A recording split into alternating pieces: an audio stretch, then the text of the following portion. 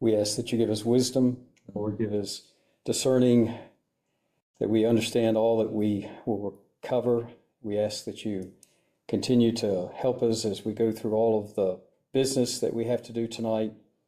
We pray that you keep our first responders, keep them and their families safe. We pray these things in Jesus' name. Amen.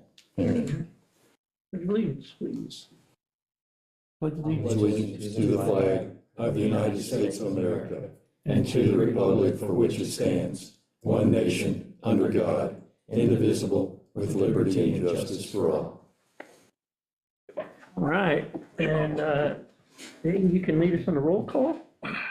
Mr. Fryer. Here. Mr. Dagenet. Here. Mr. Ludwig. Here. General Eifert. Here. Colonel Burney. Here. And Mr. Kirkland is here. We have a quorum. Excellent. Chairman.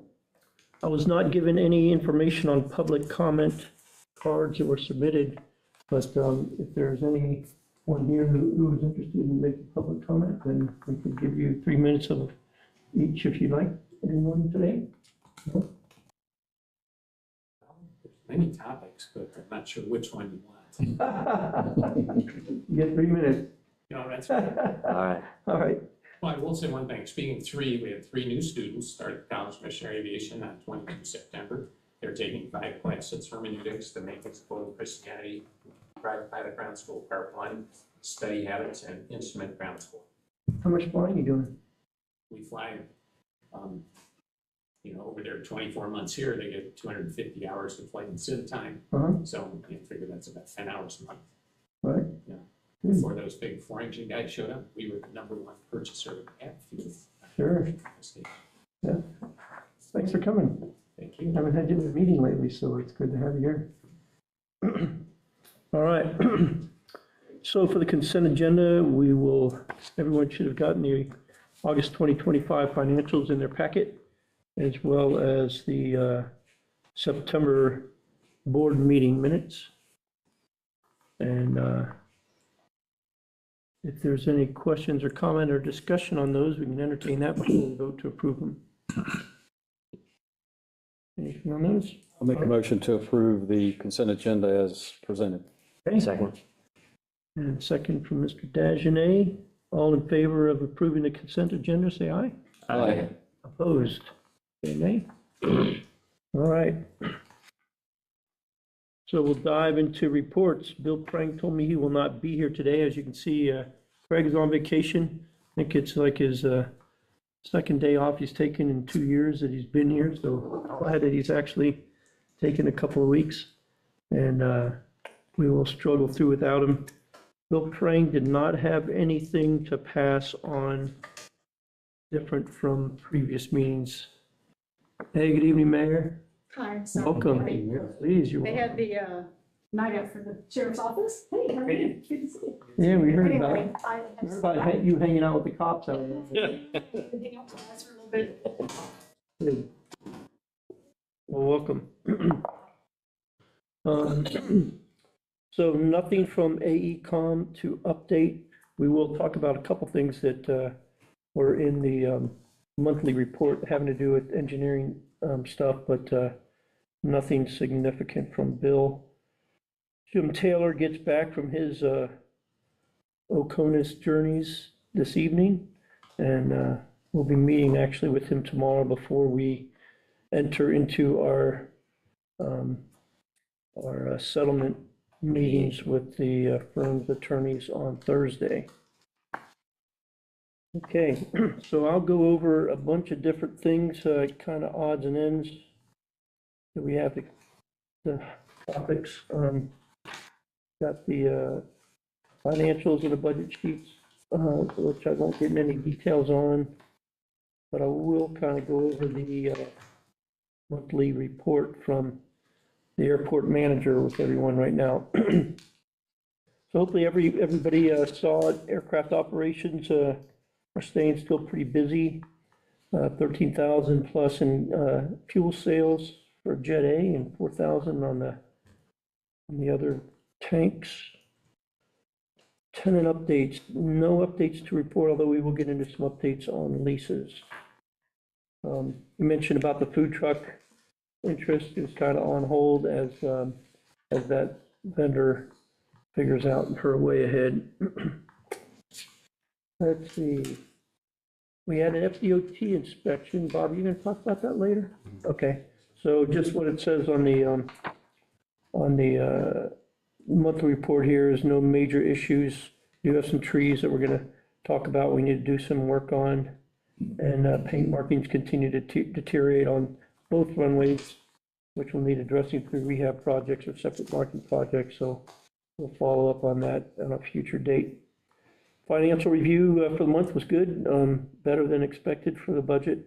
And the grants, as you may have seen, have all been submitted and awaiting outcome at the higher levels. Let's see. Craig wrote a really nice letter to a bunch of our, I guess, leaders in the state government, both in DOT as well as the governor's office, as well as in Commerce Department, essentially discussing the ready funding issue and how revocation of those funds is going to impact the airport adversely. So we received positive responses from Senator Bradley's office, as well as Secretary Kelly from the Commerce Department, which was excellent. He and I also got on a couple of phone calls with different people from the Florida Airport Council, who has taken somewhat of a lukewarm approach to it, I think because they represent both big airports and small airports, and this is a small airport issue. So they're unwilling to, I guess, turn off their big airport customers to totally support the smaller ones, but they did support us in the ability for us at least to join together with those other small airports and address the, I think they said like 38 counties or so or like that fit into the ready construct, and maybe you know better than I do, Jamie, exact number, but I don't know. something like that, that are impacted by this ready funding revocations. And so we are trying to work together with these other smaller airport around the country, around the state, and see if we can get some assistance with trying to get the ready funding renewed to the degree that it was. And he did a good job of explaining the impact it will have on us and our ability to continue to operate in the future. So I thought it was very well written. yeah, it was a real nice job. We do have new aspiring tenant checklist progress that is moving forward, both Paragon 13 as well as Rockland, who has submitted a lease proposal, or at least a preliminary lease proposal. And we'll talk about that more in a minute. For zoning or FAA approvals, nothing significant to report there. We did notice that there's some erosion. If you look just to the other side of the ramp here on the area where there's water accumulating, there's some erosion that's taking away some of the side banking going into the ponding area there. So Bill Prang and some other engineers were out here looking at that and may have some recommendations for the way ahead. At this point, it's nothing significant to be concerned about, but if the rainy season comes again, it might be something we have to jump on soon. If I may speak to that real Sure. quickly, that's an ongoing problem since this was built. Right, And we've tried putting clay, we try to put clay in there because clay will kind of hold a little bit better. We've got to get some sod. We got to get some sod planted. Now, unfortunately, we're going into the winter months where that's not going to work, but that has been a problem. But there was grass there, but it actually decayed underneath the grass. it has, it keeps kind of moving around. Right, But there's two spots in this pond and then the retention pond down there by Weisman, and Gillen's Hangar's doing the same thing. right, So we're trying, we go and just get a bucket full of clay and just pack it in there and try to hope it holds. But with some of these torrential downpours, it does wash out. right. Yep. Okay. Craig notes that the Sportsman Club lease needs renewed. And so that's something that we'll talk about a little bit later on. Our way ahead with the lease renewals and how we as a authority, I think, need to move forward on some of that. Community economic development, nothing significant to report. And we do have some action items, which we'll get to in a minute. Any questions on the airport manager's monthly report? All right. Actually, one thing I'll add on the strategic way ahead with potential other interests in airport property. We had our third meeting now with the Erisha Group, which I briefed, I think, last time as well. This is a fairly significant business group from India. Actually, they just finished building a huge multi-billion-dollar complex in the United Arab Emirates. And through the Northeast Florida Economic Development Corporation, they have been coming to the NEFEDC and talking about ways that they could potentially acquire property. They're interested in airport property. Meeting that we had on the 2nd of October, that was 3 days ago, 5 days ago. We met again. We had a second meeting the day before yesterday with the Clay County Utility Authority about the potential of moving water and sewer out to the airport to assist with this potential growth opportunity. Just to kind of highlight what the Erisha Group is talking about. And like I said, it's getting more and more, I think, serious in terms of the planning and the potential for it to actually come to fruition. They're sending a member of their group to the Northeast Florida Economic Development Council annual meeting on Thursday. So we will meet with her. It's a woman from Japan it's an international group that is part of this conglomerate. And we will be meeting with her Thursday night and then bringing her out to the airport Friday. She's going to take from about 10 till noon.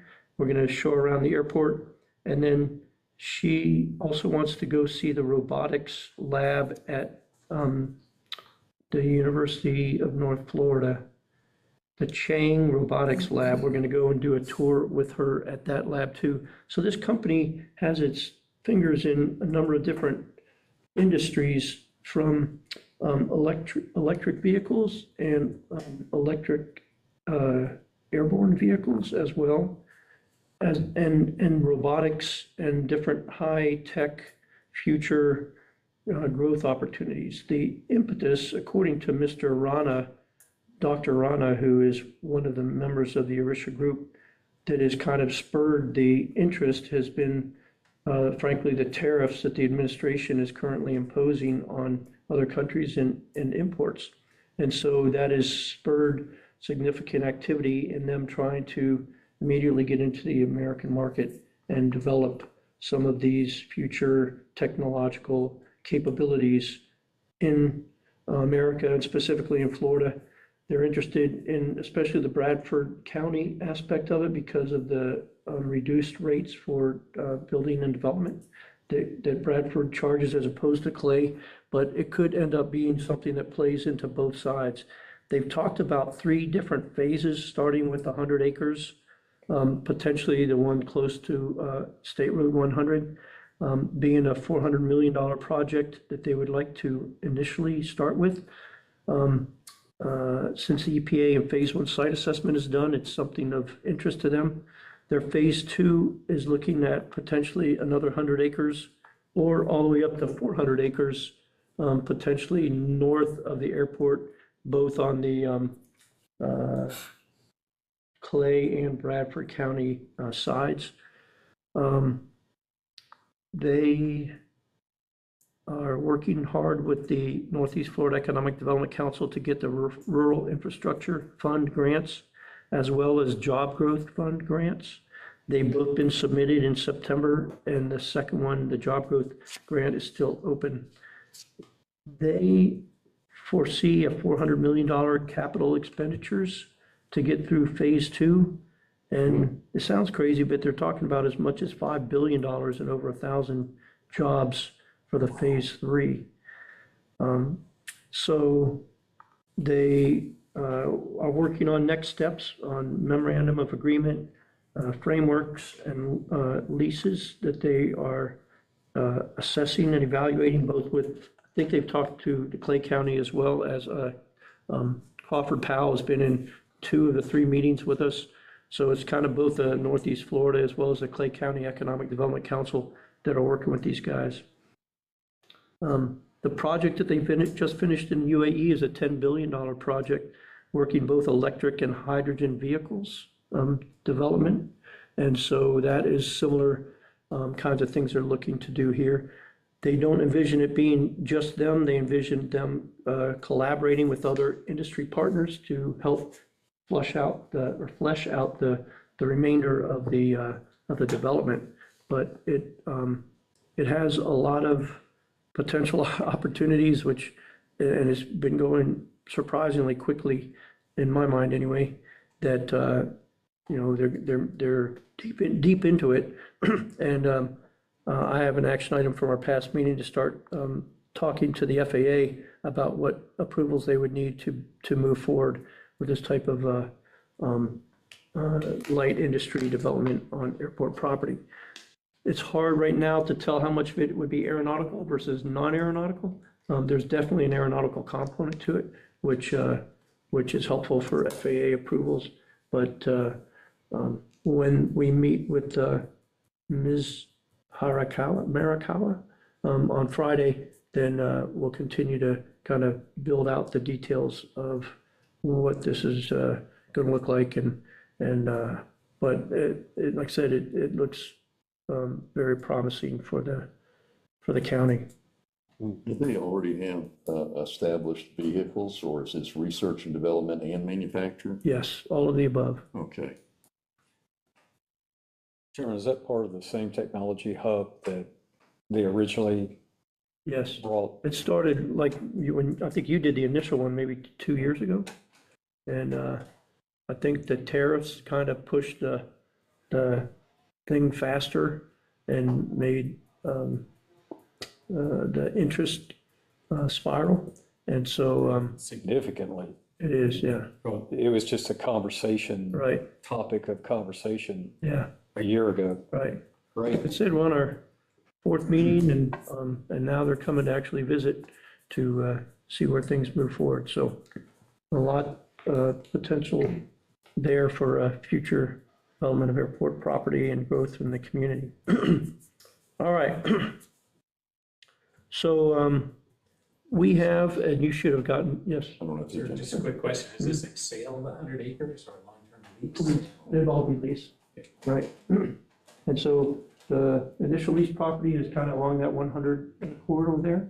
And then the other one that could potentially be, since Clay County has already funded the EPA approvals for a 100-acre site on this side of the runway. And then the last one, if they end up developing fully to the phase 3 with the 400-acre development, it would be all to the north, kind of in that, I don't know if you can see it, I don't have a big map. Camp Landing? It'd be west of the Camp Landing line, but kind of north of 1129, all the way up in there, kind of where the firm lease currently ends. There's a big patch of about almost 600 acres north before you hit the apex of our property line up there. So is any of the intention to be, I mean, if they're going to be testing aircraft, I guess you're going to want some runway frontage at some point or access. Yeah, it's a great question. And are these autonomous vehicles? That's part of it. Part of it is autonomous, part of it is just electric, and then they also have hydrogen in their portfolio as well. So, and I think it also depends on who they end up collaborating with to bring in kind of a full team to round out their efforts. So, much more to follow, but a lot of Could be big. potential. Okay. You guys should have received in your packets lease proposals from both Paragon 13 and MHD Rockland. The did I say that wrong? Paragon 13 and MHD Rockland. The Paragon 13 one we got started back in March when Tyson came in and briefed us on his intentions. He's been working solidly through the summer to get progress, and to the point where he's drafted a lease along with already paid for the survey. The property that you should be able to see on the lease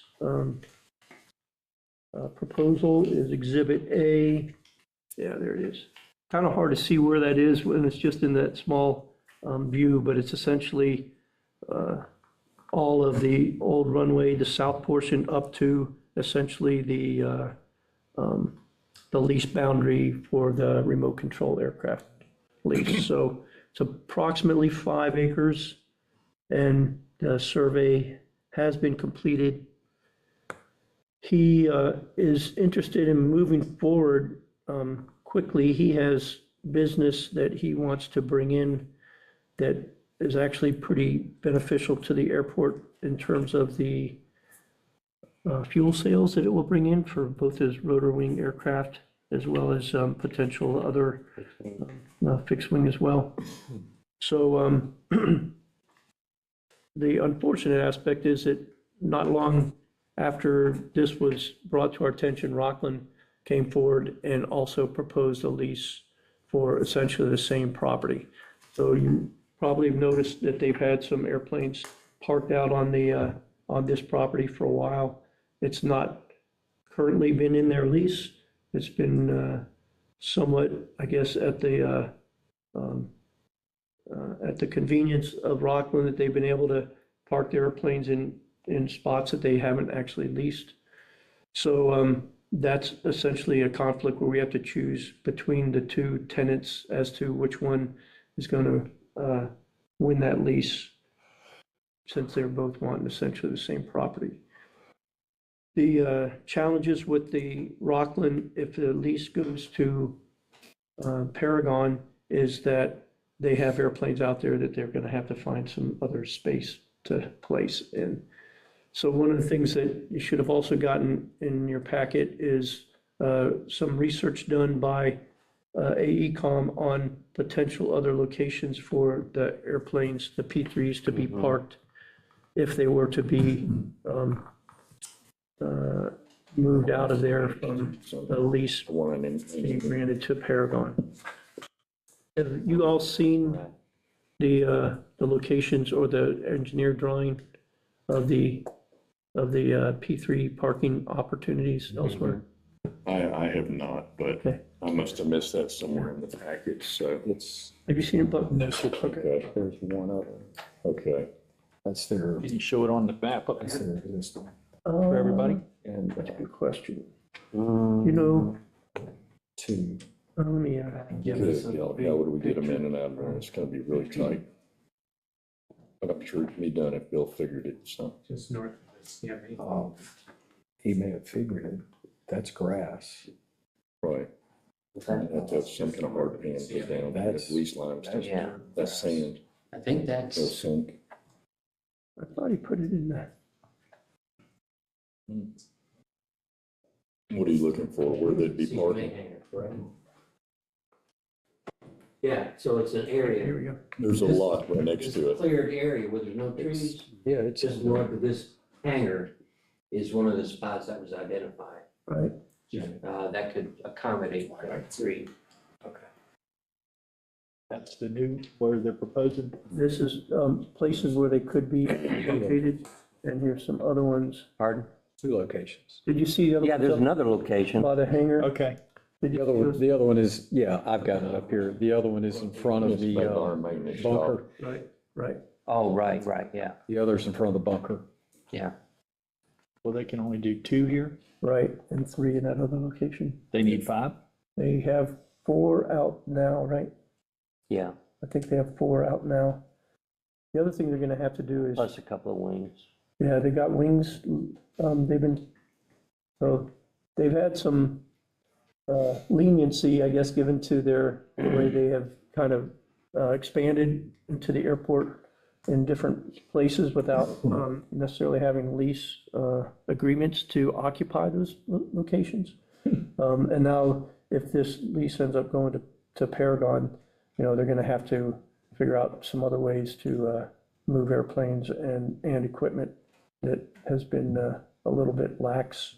So just just point of information, there was a time when they were being charged a fee for where they are now. Craig got with me on that, and we looked back, and somehow that fee, whatever was being charged to them, got dropped either between when we changed financial people, maybe. But they were at one time being charged a tie-down fee, if you will, Okay, for that area. okay, They have not been recently. right. That's, what we've discovered. We don't know when that happened, how it happened. Was it in a license agreement or anything like that? Tie downs are just usually, I mean, you could have a lease for a tie down, but typically they're not. It's just a month-to-month tie down. Yeah, Right, Wow. they were invoiced for it up to a point in time. okay. I don't think there'd be a legal lease for a tie down. Well, there probably should have been. Was, yeah, Keep track of it.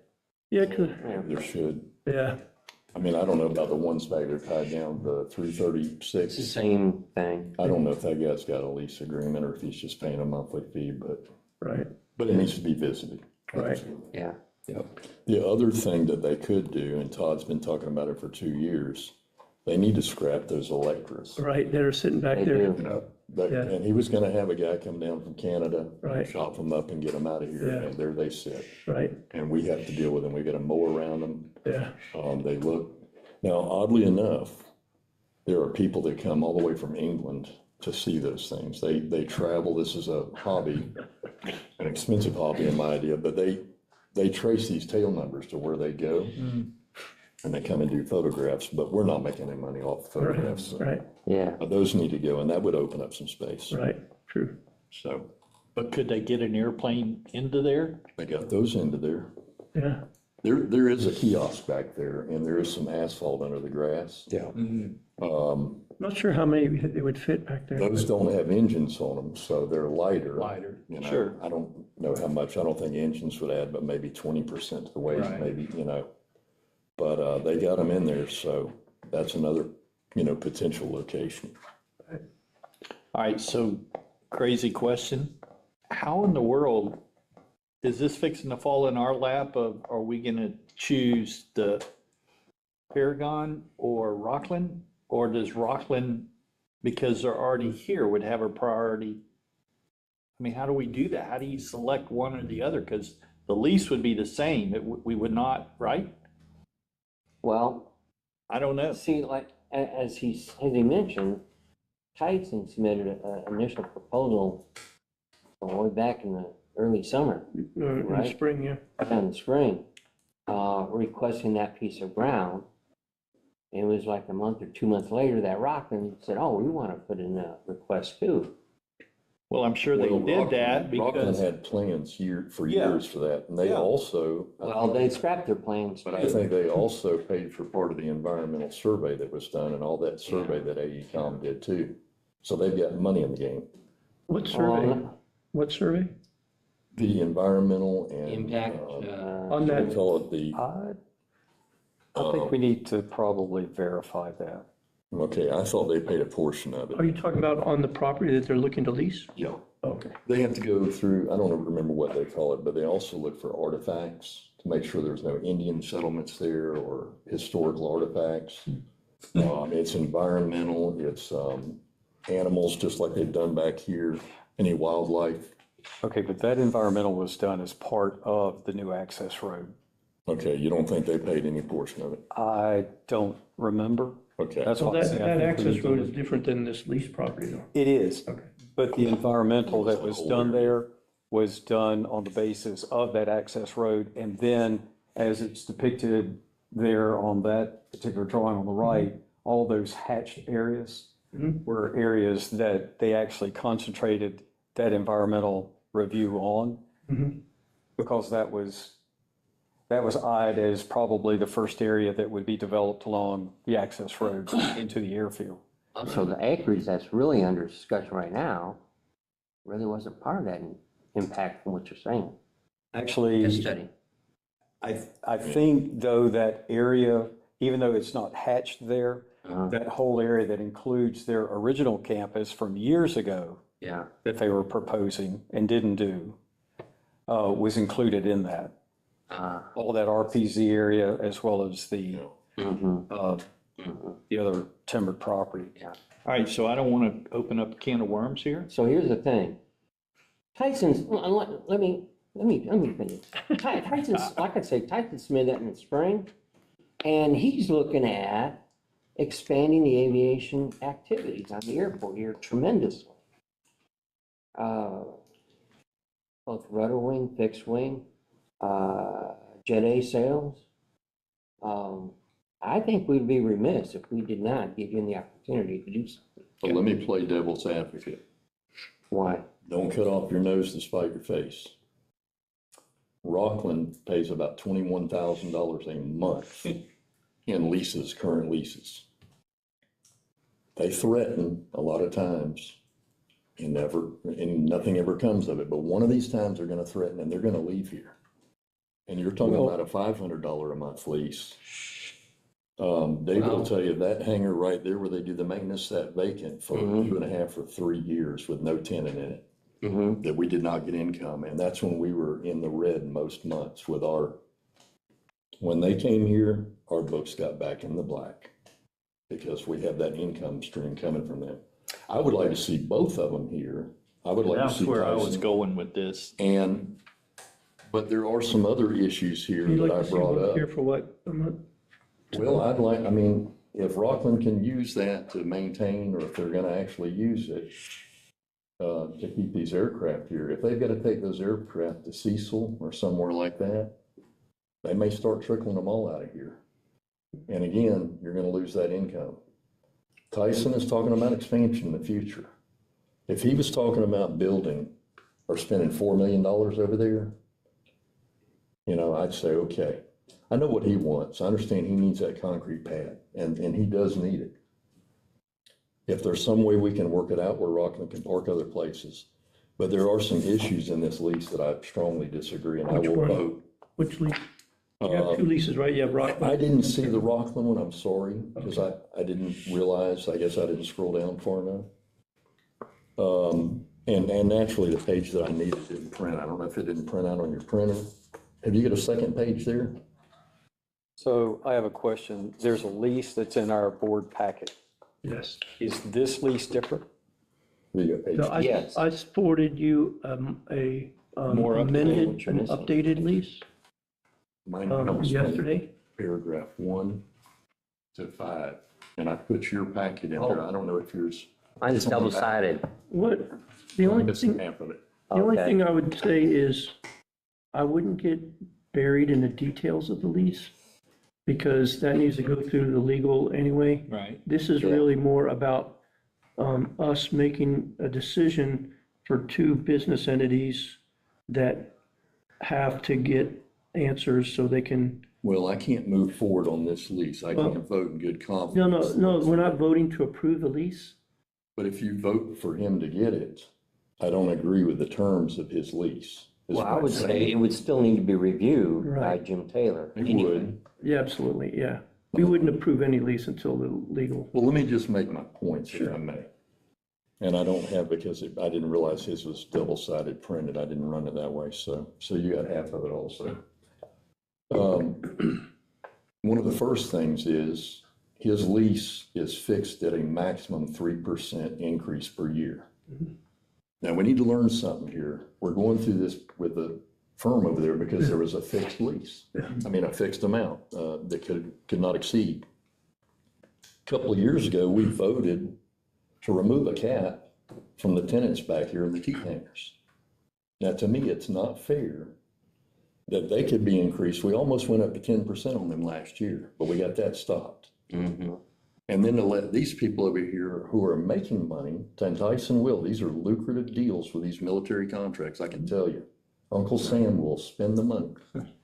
But I disagree with him having a cap of 3%. That's my first bone of contention. Now, and in mentioning that, is that, I'm just curious, I don't know off the top of my head, is that the way Rockland's lease is currently written? I don't know. think I that's think the way they all are of them are locked written. into some, but I think we need to look at all Yeah. future leases. Absolutely. We probably do. All of the Rockland leases have the 3% cap. the firm lease had a 1.5% cap. Right, so, yeah, I The disagree T with hangers that. do not have a cap. Right. Right. They're the only ones Yeah. we can squeeze blood out of, and they're the little guys. They're not back there to make money, they're just storing their aircraft. Right. And here's a guy, and this is nothing against Tyson, yeah, but he's gonna be in business to make a profit and make a living, I assume. right. The second problem I have with, in the specifics, and I can't see it right here because may I use your copy there briefly? I had specifically brought up, and Bill Prang, I believe, agreed with me, that there should be no fixed wing aircraft over there. Over where? If Tyson gets it, there is no egress to the runway for active operating fixed wing aircraft.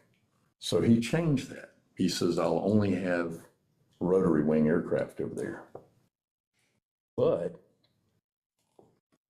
under 6, use of premises, it now says for aviation purposes, including but not limited to the operation, maintenance, storage of aircraft, blah, blah, blah, blah, blah. It says nothing, there's nothing definitive saying it can be rotary aircraft. But he does talk about giving lessons or flight training, and I do know that he has acquired an aircraft for this purpose. It's a single engine Cessna 172. They cannot come from over there and enter on that 45 to the end of the runway. A helicopter can hover out. They can hover taxi over the field. I got no problem with that, but I think we need to specify. Well, I think Bill was really talking about a Category C airplane. Of what you're thinking about. No airplane can enter the runway except at a right angle. It cannot come in at a 45 on the end of the runway. You could have an accident. If you've got a high wing Is that airplane an taxi. FAA rule? Is that an FAA rule? Well, now I know several airports that have an angled entry to the runway, Well, let me ask you this. an active runway. Well, here's the thing, and we There's did runway too. end lights there too. We did too until taxiway A was rehabilitated. And that's why you have the run-up pads and the 90-degree entrance on That's the both new ends rule. at 5 or 2-3. Oh, that's to construct under the current rule, current construction rule. Right. Ah, And that is not, that's just an abandoned piece of asphalt as Right. far as the FAA is concerned. They don't care that it exists. It's not for taxiing aircraft. yeah, Now, tugging aircraft, that's one thing.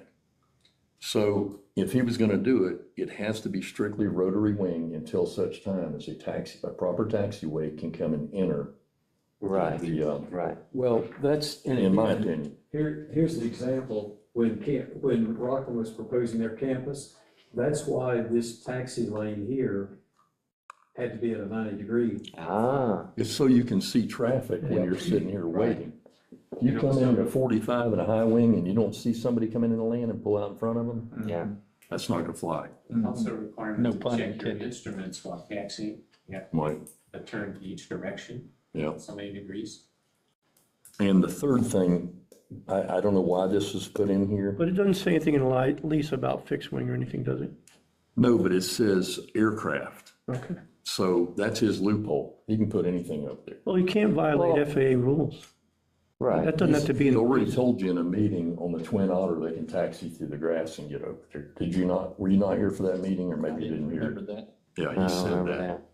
So I think it needs to be specified, at least for a moment, it should only be rotary wing aircraft. Because he agreed to that after I brought that up. He says, okay, we can just do rotary wing. Okay. Can I ask you? And then the third thing, real quick, is most of our leases say you cannot sublet, and this lease specifically says he can. And the problem I have with that is how are you going to vet what businesses he's allowed to come in here? And now I know you can't violate any of our airport rules. That same token, Right. Rockland's lease Rockland- says they can sublet. If he brings somebody in, a subletter, and we don't agree with it, then guess what we're doing now? We're spending attorney's fees to get rid of that subletter, and we Does told his them they could proposal sublet. say that any sublease is dependent upon approval by the airport? Did you write it that way? Let's see. Well, doesn't Rockland sublet to ESG? Yeah. So what's the difference, I guess? Well, you have a point there. I'm just They are asking, I leasing mean- an office over there. That's Yeah. true. So, I mean, if it's written in such a way that says that I don't it has see to be anything where it approved by says the that. airport. Yeah, I think, Right. well, Then maybe we're you could good. change Yeah. it to that. Maybe you could Yeah, change you to just that and have that to would get put rid it- of that Yeah, problem. absolutely. So, right, but those are my three main problems Sure. is, right now, I mean, if he were to get it, in my opinion, he could tug a fixed wing airplane over there, to do maintenance or something. But they cannot crank up and taxi from that location. It'd be a violation of FAA rules. we're not gonna violate FAA rules. I'm just afraid, well, forget the rules. I'm afraid of an accident happening because of them bringing an airplane out onto the That's why runway. the FAA has rules. Yes, yeah, so. What'd you have? Question. Are we voting tonight? So, Whoops. that's a good Or- question. We are Okay. not approving a lease tonight. No. Are we approving Rockland or Paragon I tonight? think, I We think voted that's the tonight on only way forward that we do that. We're gonna choose one or the other That's tonight? what I think we Oh, need my to do. goodness. Now, if So you here's my guys don't comment. think we should, then we can discuss it, but, I mean, this guy's been waiting for 6 months now. Yeah. For the board to make a decision for him so that he can move forward with his business. And I feel bad delaying it, unless we have a good reason to delay it, I'm happy to, if we think that we need to. Here's my good reason then. Sure. Here's my good reason. Okay, we screw up tonight, okay? Scott, you said we have a good chance of losing Rockland. No, I'm just saying, they have threatened to leave here Okay, before. so but there's a one of good these times reason It's gonna be that- real. Okay, I don't think we should. well, I'm not done. Oh, Okay, go ahead, please, sorry. please let me talk. I've sat here for 50 quiet. minutes and you keep interrupting. We're gonna make a stupid decision if we're not careful. And it's gonna cost everybody when it can be a win-win. If we will use wisdom and you go make a decision tonight instead of bringing these people together and going, here's all our options. And let's work together so that everyone wins. But if we select tonight, there's gonna be a loser, and it doesn't have to be a loser. We can come together and go, Rockland, here's some options. Would you work with us? No, we're not going to work with you. Then it's like, okay, we're going to go have a vote. And it could be you're not going to use that area anymore. So now you're back to where else could we put them? There is other options. The thing with the Paragon, he wants the cement. Okay. So in my opinion, that's probably going to be the best choice for them. And we need to convince Rockland, we will work with you and get you another space that will work with you. Instead of voting tonight, putting them out, and I can tell you, this is just me listening, okay? Rockland was here first. David, you're saying, well, they didn't come in till afterwards. Well, you know why? Because they didn't have to do anything. We were not charging them. If we had been charging them, they would have been paying, and I would think they would have first option. But we weren't, no, for whatever reason, they were not paying any money, but they were. Then they weren't. So it's like, well, wait a minute, they were already using it before this other group come in and wanted it. I think I would have a tough time if I was Rockland to go, wait a minute. Now all of a sudden, we're out, and I'm going, don't do that to them. Make it a win-win, and let's go find a solution for everybody. And I think we can do that. I think if we vote tonight, I don't even know how it would go. I honestly don't. I've listened to y'all, but I don't know how it would go. So I think So we what's your need to be, suggestion? I think there's no reason to vote tonight. I think whoever's going to go run this and try to put them together and go, what are our options? So it's a win-win for everybody. For everybody, for us, the airport, for Paragon, and for Rockland. And I think we can come to that. Tonight, if we vote, I think it's going to be a disaster. I really do. I think whichever way it goes, I don't have a clue. But I don't think that would be fair to any of us. Because there's a lot of chances of a lot of people, us losing, Rockland losing, bad. And it's like, I don't know, let's take a couple of weeks and figure out what our options are before we make a vote tonight that I think could be disastrous. Chairman, may I? I'm open. I agree with Mr. Bernie. I think that is a good strategy for us. I have a couple of issues with the lease as well, and I have a comment. The one big issue with the lease is the amount, the monthly amount. Based on our current rate structure, 3.7 acres should be $1,477.41 per month. Where did you get that? That's off of our current rate structure. When you calculate, there's a spreadsheet there for calculating that. So I'll pass that to you for, your information. Also, And this is what everyone's paying now? it's based on, for a ground lease, it's depending on the number of acres, that amount changes per square foot That's of for the ground lease. aeronautical only? Is Pardon that me? aeronautical only or non-aeronautical? That's a standard. We didn't differentiate on the ground lease between what was aeronautical and non-aeronautical. That sounds higher than a non-aeronautical lease. Well, that's what our rate structure has been. And I can get you a copy of that as well, of what we've always used. So I think that's one thing we need to look at. The second thing, and it's just a comment, that we were notified by Mr. Falconer in a previous meeting, and even what's in our packet, of his request for the leased property, but he only wants it for 2 years. Rockland has also only leased an industrial warehouse in the Stark industrial area for 2 years. We have been told that there might be leaving and moving to Arizona in 2 years. So I think that's something that we need to consider. Mr. Banks has proposed 5 years, I think, maybe with renewals.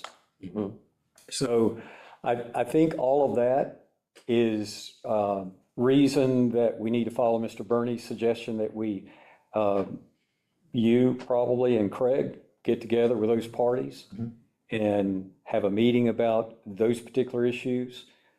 What Mr. Fryers brought up with some concerns on the lease, maybe some verbiage, needs some wordsmithing on it. I think, that needs to be done as well.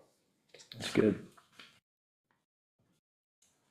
And just to add to that, if we were to vote on one or the other, again, I can't vote in favor, not against Mr. Banks, but I can't vote with this lease. We're not voting on leases. You're not voting on a Well, lease. but once you vote that he can have it, Then they'll negotiate, then it's Contingent upon a Contingent upon revised. the- okay, if you do something like that. Yeah.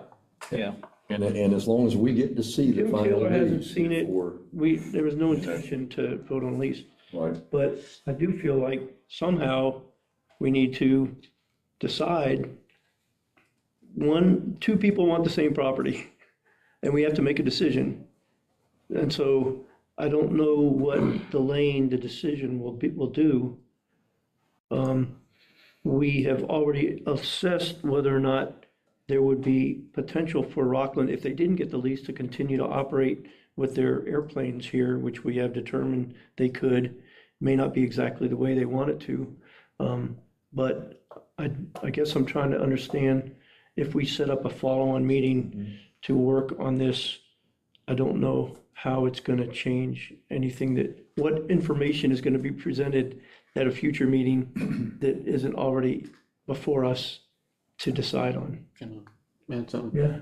And again, we apparently don't know all of the whole stipulation to this. If Rockland is looking to try to secure that, to be able to use as storage for those aircraft, I don't know if anybody in this room knows if they've seen the other images there where it shows the projected potential storage spaces I don't there. think they have seen it, to my knowledge. So, and again, if that's what they're doing, and we do have a feasible option, and they're okay with that, then, and we're allowed to bring in another company, that gives us two companies for that kind of that win-win situation, if everybody, if that works out, if we've kind of crossed all of our Ts and dotted our Is, and everybody's, said, okay, yeah, we can make this work.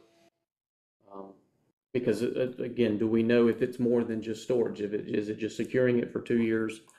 Just storing airplanes storing on it, there all the right. time. And if there is this other feasible option, if that works, that allows us to bring in another company, an additional I'm company. not following what you're talking about, another company. Talking about Tyson, or Paragon, I'm sorry. Bringing in Paragon, an additional Needed to. that we don't have here right now. That's bringing now an additional that will be on site versus where we are kind of at the moment, to where we're still kind of in the, it's all questionable as far as who's going to have that lease. Because I don't know that there's any other, and again, I'm not privy to all the information, but that there's any other viable location for Paragon to be able to operate from. So if anybody else has that answer, I don't know if that's. Well, I thought about that myself, if we could get them down near the electrical vault and back in that area, Where's that? down at the end of taxiway Alpha. We call it Governor's Road, but they could use that as a taxiway to come into. At the north end. Right here? Right. If we could get them, but now what you gotta watch there is you're near the RPZ for runway 29. Yeah. And here's another thing to consider. Okay, we say, well, we could move Rockland's planes down here and here. But I already offered that suggestion one time to Todd, and he says, well, I can't pay for the asphalt over here, to tie down airplanes or something like that. Over there by College of Missionary Aviation, there's a lot there. So then the next thing he's gonna say is, well, the airport, are they gonna pay for the, Mike, what are you looking at, 85,000 pound empty weight on one of those P3s? Empty, probably about 65. 65,000. You can't push them off in the sand. It's just not gonna work. You could maybe put 2 feet of limestone and compact it. That's a possibility, but then, About matting. that's gonna cost money. And who's gonna pay that? Are we gonna pay that? Because he doesn't wanna pay it. So, I mean, we're in a dilemma, there's no doubt. And I'm like, Bobby and Buck, I'd like to see both of them win. I'd like to see both of them.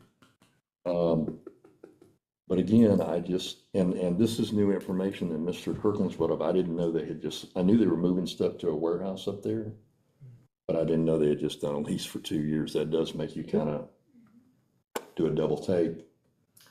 All right, worst scenario, okay?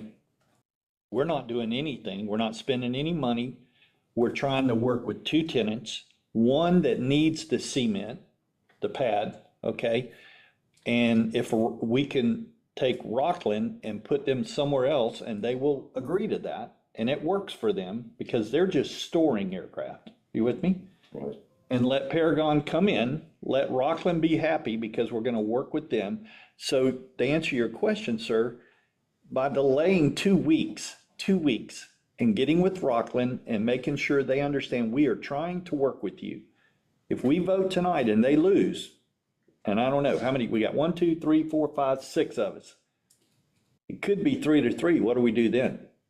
I don't know. We're fixing to find out maybe, but I say take 2 weeks. My question is too, are we coming back after, I'm not changing gears on this, after court? We are. Are we gonna have another meeting after that? We are. So that, After mediation. are we? So if that's the case, give it 2 weeks. Let's go meet with Rockland. Okay, because in my opinion, Paragon needs the ramp. They need the cement, okay? I'm okay with that, but I'm not okay with kicking Rockland out and not finding them another place. And then if we do We have a have, special meeting on the 21st. we do. Yes, You've already scheduled it? we I scheduled it. think you're right. Yeah, we did. There you go. So we would be waiting 2 more weeks. Yeah. You with me? And I think if you did that, I think you would have a lot better answer and some clarity on what Rockland would be happy with. And then here's my thing, if it was just for 2 years and they're leaving anyway, then as long as we can get Paragon and they're gonna be happy, give them the cement over here. Rockland finds another place that they'll be happy with, and if we do have to come in and do Lime Rock, I'm going, okay, for $1,000, $2,000? Oh, no. Be a lot more than that? Oh, yeah. Well, but whatever it is, they might go, Yeah. they've not paid rent for all these, and they might go, well, we'll spend $5,000 to go do that to Part 3, P3. I don't know. All I'm saying is that that's what we need to work through. I'll be glad to go help and do that with them, but I mean, y'all know them better than I Well, do. and but- here's another point to his argument. If we vote now and we were to vote if there was enough votes against Mr. Banks, then he's out. But if we can wait and make it work between the two, they're both in. You see what I'm saying? Would this be bad? Would this be bad? You don't laugh at me, okay? Would this be bad to go, okay, where would we be? If we took a vote right now, where would we be? Can we do that? What would your vote be? I'm not voting. I'm not gonna vote tonight. So it could be no, I'm sick. I can't vote. I'm sorry. But it is. But can you do that, David? No. No, you No. have to vote. Never mind. You'd have to vote. Never mind. Nice try. The mayor's over there going, "Muck." Okay, your call, sir. And you also said he's been waiting 6 months to get an answer. That's not entirely true. He's been working with Craig on this idea of the usage of this for a while. Well, the problem is that we haven't had a lease checklist. We developed it for this.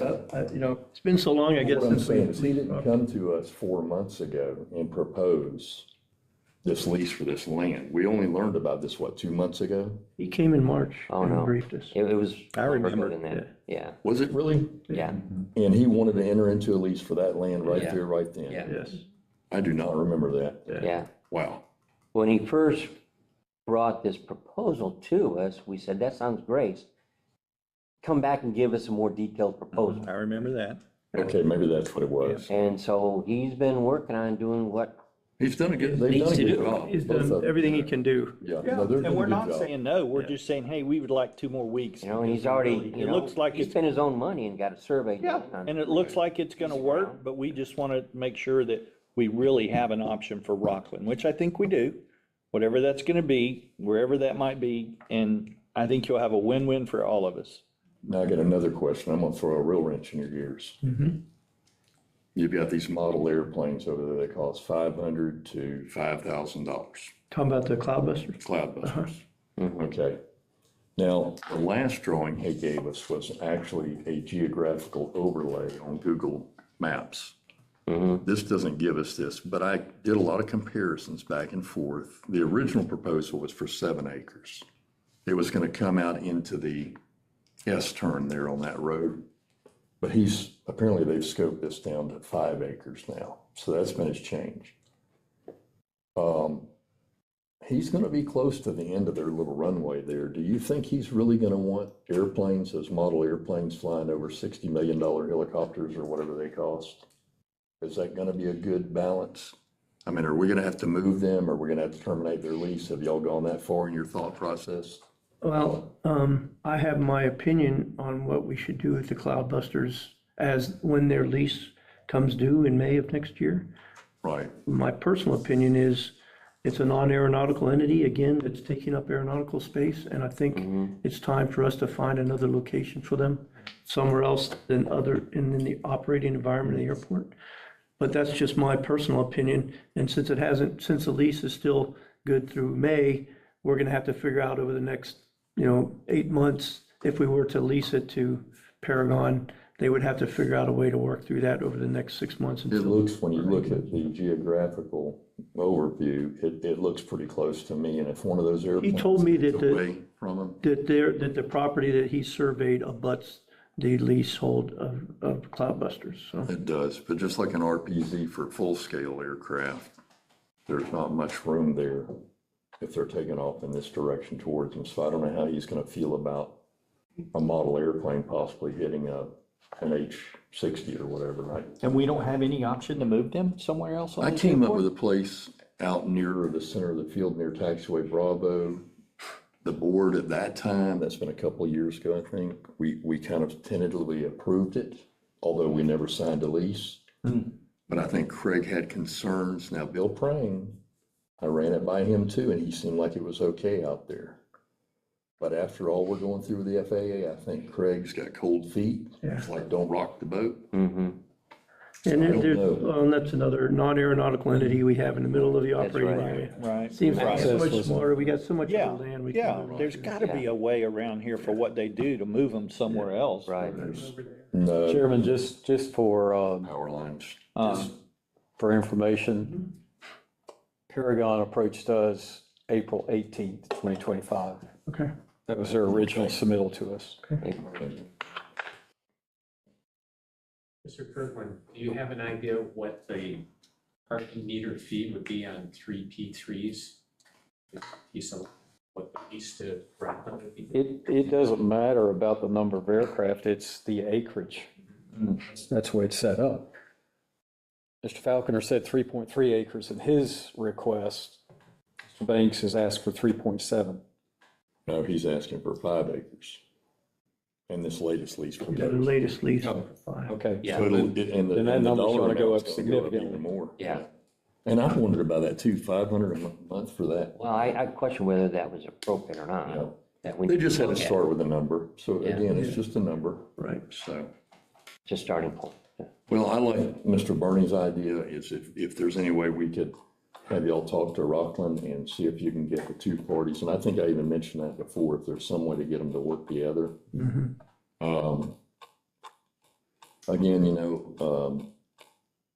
Rockland has put us back in the black, and in the beginning, they were buying a lot of jet fuel, and as Mike could tell you, things have slowed down. Some of the NATO allies are gradually phasing out their P3s, so there's not as much need for instruction, but we've been able to spend some money and pay some bills because of Rockland's presence. And the employees they've got, I think they've got like 30 employees over there now. It's, So, help me, Dave, what would you think would be the process by which we would set up a special meeting? Well, I think what we could do is elect to table this item, agenda item, until the special meeting that's scheduled for the 21st of this month. Okay, Make that an agenda item, because during a special meeting, emergency meeting, or regular meeting, we can take action on agenda items. It's only in a workshop that we cannot take action. Right. So that would be my recommendation. okay. Okay, so we would have full quorum there to be able to make the decision on the 21st. We just have from now until the 21st to see if we can work through some Concerns? concerns. And who's gonna do that? Well, I think, You gonna meet with Rockland? And, I think the chairman and the airport manager needs to okay, be. okay, no, that's fine. Yep. Okay, I like that. Thanks for the increased workload, I appreciate it. Anytime, Anytime. been there, done that. Uh-huh. I don't have enough going on this week with mediation tomorrow and so much for retirement. you said you were bored and wanted to be the That's right. airport chairman. Okay. All right.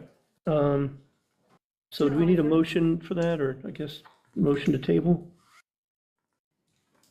I'll make a motion that we table this until the special meeting on the 21st, Okay, October 21st. and second. Second. All opposed, all in favor, say aye. Aye. Opposed, say nay. All right, the ayes have it. That's tabled. Mayor, did you have? Yes, I just want to add a couple of comments if you're listening to all of this. And I was here when he presented in April, his proposal, which was very exciting to me for you all. I guess I sit here and look at it from a business mind, and I'm totally with Buck, agree that let's do a solution that works for both. To me, as you explore the options, and to me, it's going to be Rockland who's going to have the options. The other account that's at 5 acres. We've been working with him for a while. He needs that, the way that space is set up. Then, I would say, look at the contract, just like you said, Scott, make sure, because we all know about these contracts, and we have got to, every piece of land out here has got to be on the contract, whether it's non-aeronautical or aeronautical, as you guys have seen what we've already been through in this last year. We've learned a lot. Right. So I would say with Rockland is, we have you here, you're doing what you do, and now you have a need. He's been storing his stuff on our property without any lease and any cost. So we have been good partners with them to support them, right? And I think they should know that we support them. And we absolutely want to keep their business as best we can. I understand growth and change and all that happens. Sure. But I say, let's say, give the other property to the other gentleman, and then look at options throughout the airport that would meet Mr. Rockland's needs for storage of aircraft. And then try to monetize the detail on what those specific areas would need to meet his needs for storage. Like you talked about cost, like you said, Scott, whether you're gonna bring in materials to make it so he can put them on that source or that area. The other guy too, that, and they're not on a lease apparently with the mobile airplanes you talked about. They are. They have a lease. They have a lease? Yeah, so, and maybe it's something we're in mid-lease, and certainly this Mr. Taylor conversation is we have a situation and we want to propose, maybe we give them a bigger area, but it's not in aeronautical space. Right. And because of all the focus that we've had with FAA recently, I think we have to really protect that aeronautical space, and it has to be the charge, the value of what has been evaluated. So those are just my suggestions. No, that's excellent. And, contracts, absolutely, just very careful with your contracts and make sure that like for me, if a customer came to me and said, here's my proposal and my contract, you have a standardized contract that you use, that you can go and, customize your contract that is for anybody here that signs with you, but then you add addendums that help to bring that customer's needs forward as part of that contract. That's just I did a lot of contracting stuff for years with the company, and we really came across some very unique situations, very similar to what you guys are talking about, just a different market. Right. But it's just my input on what I'm hearing, and I think you need to embrace both. Right. And just find a solution for Rockland and figure out and make it something that's really enticing to them, because they shouldn't be in charge for that space. Right. Just a suggestion. Thank you. Good. Okay. Let's see, where were we? All right.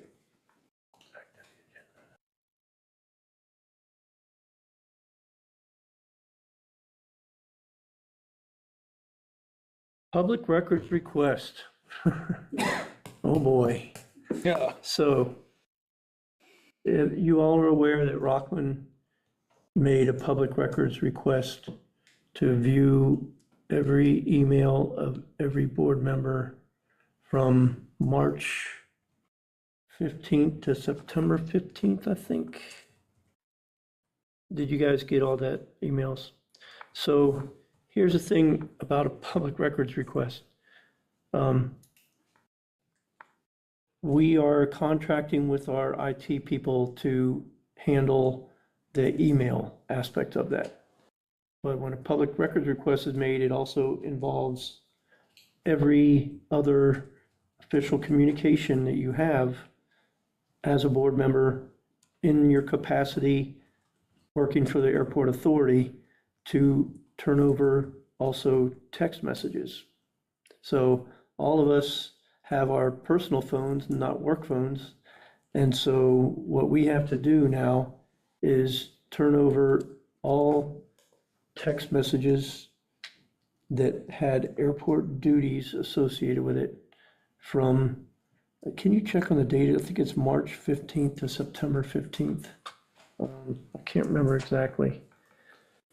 So what I've been doing is going through all my texts to either one-on-one with David or one-on-one with Scott or one-on-one with you, and taking screenshots of that and turning it into a JPEG and then attaching it to an email.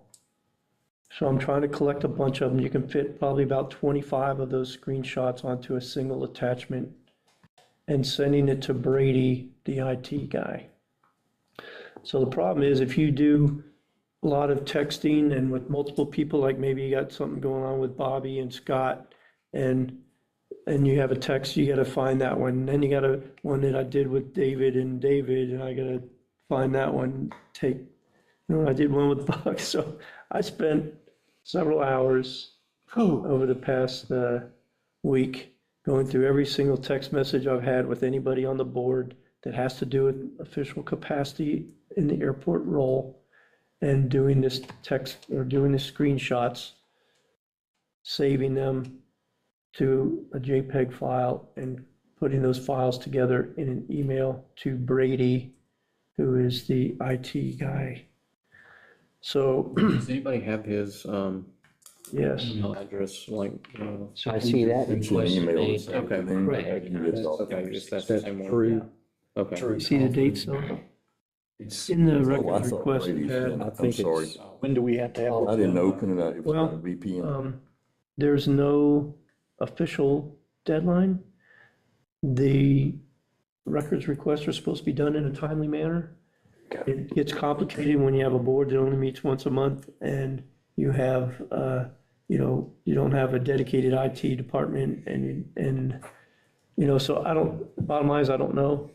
I don't think there's Oh, the anything period is March 17 March to 17 September 16 of this year. to September So 16. that was requested. Yeah. Well, I've got to say this, and we've been taught this with the Sunshine Law over and over and over again. I don't text other board members. Okay. If I text David Kirkland about the address he wants for the trailer he's gonna buy in Pearson, Georgia, that's a personal. But I don't text any board member and never have.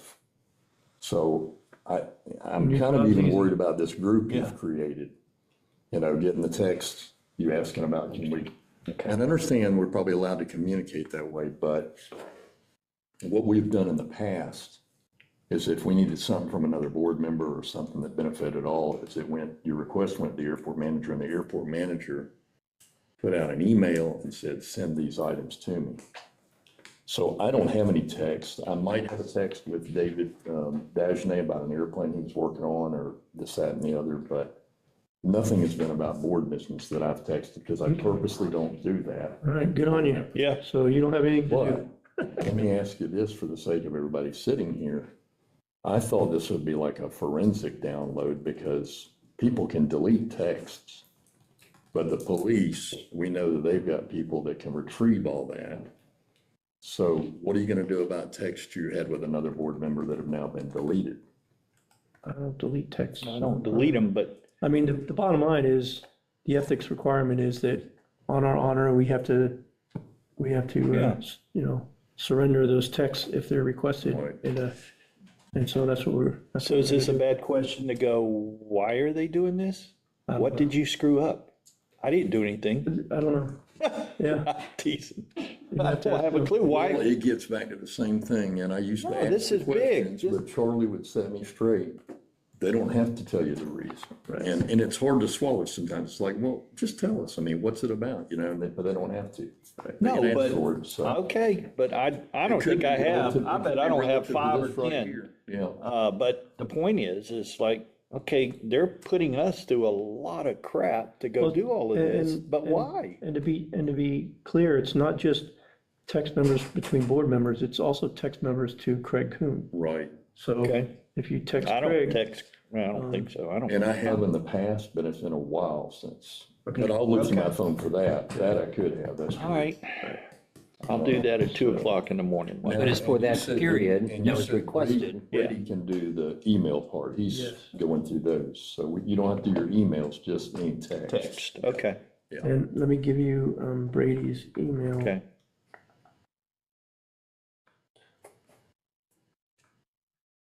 Well, that wouldn't hurt if you sent that through an email to the group, if we could do that. But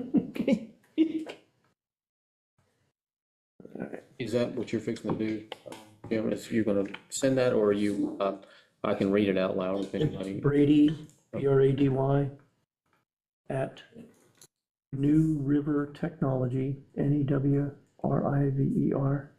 technology.com. Okay. All right, so that's any work-related emails with another board member or the airport manager on airport business. And as far as a deadline, I don't have one. I would probably try to do it as soon as you can. Okay, got it. and those are to be provided to who? Brady, Brady. Brady?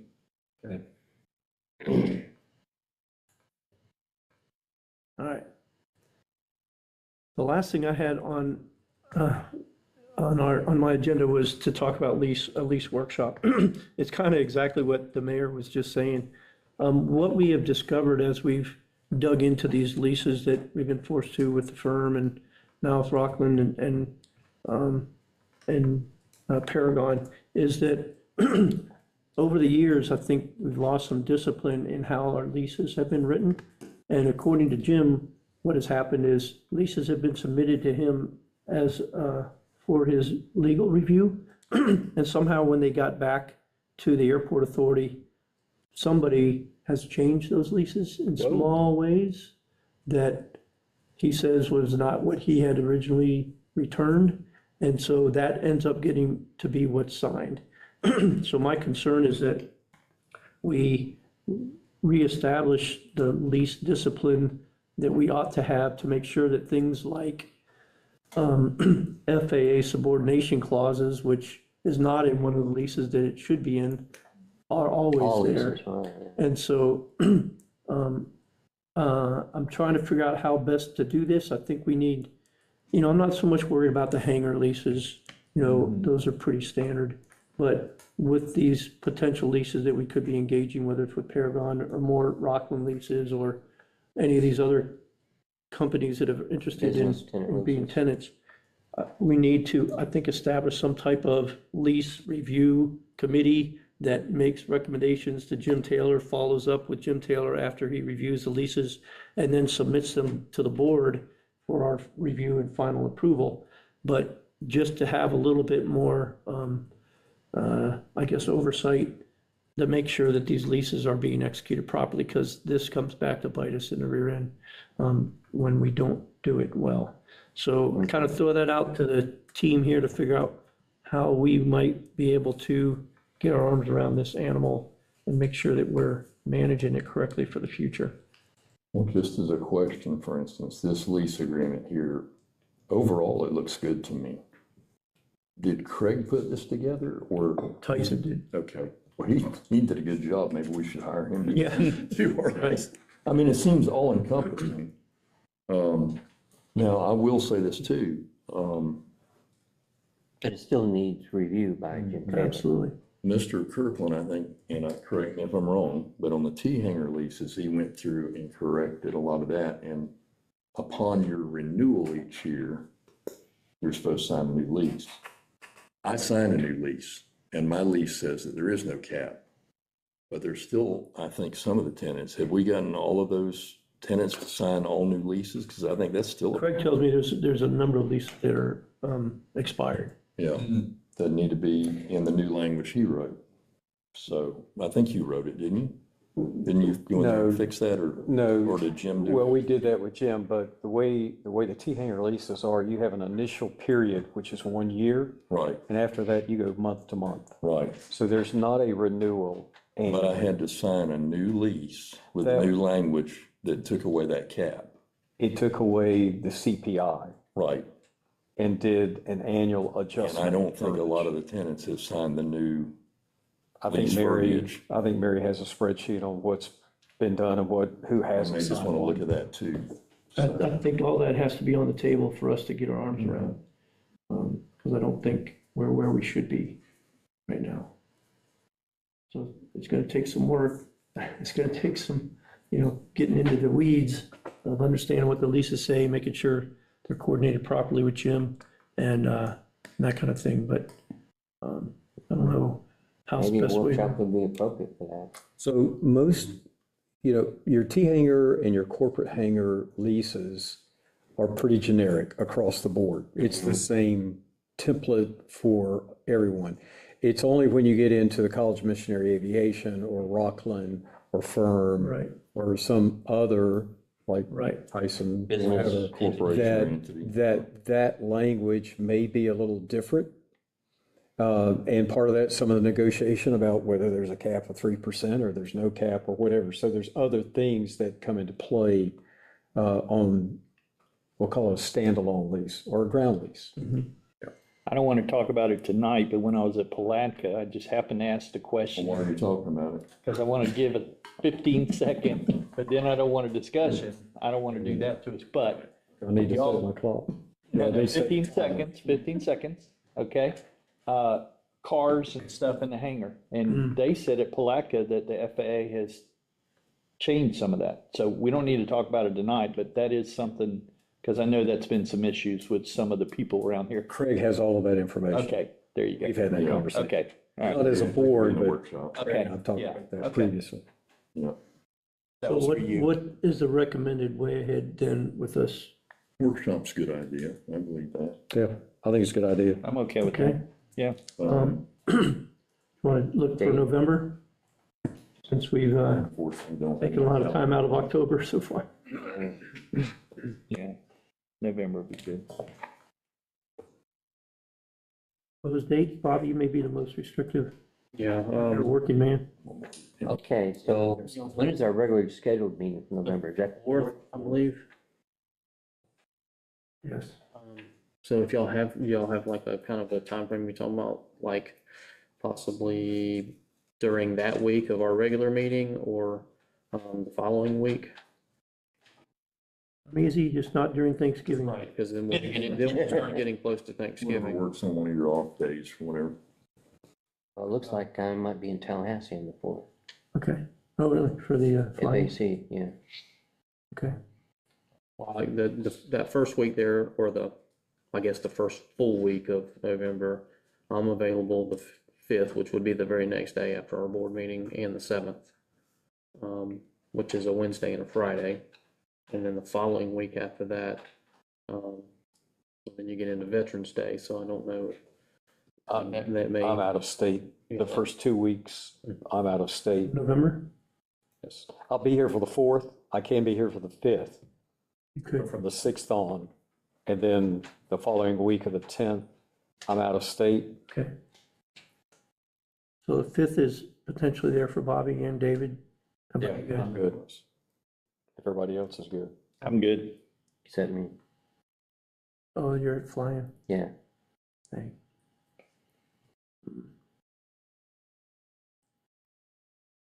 Keep going. When do you get back? I'll be back the 15th, so I'm available the week of the 17th, week of the 24th. You got Thanksgiving on the 27th. How about the week of the 17th, Bob? I'm good for the 17th, the 19th, or the How about you guys? 17, 19, or 20. 17th? Yeah, I've got options on that week. I'm easy. 17, 19, or Yeah, 20? just tell me a How day. about the 17th? 17th? Got city council that evening. We'll do it earlier in the day, Anytime. around 1 o'clock. 1 o'clock? Okay. I've got a doctor's appointment at 2:30. Yeah, doctor. Want to do it in the morning? No, 2:30 I have a doctor's appointment. You want to do it in the morning then? Yeah, we can do it in the morning. So maybe 9 o'clock? Yeah. Okay. So we're looking at 17 November, 9 a.m. Yes, sir.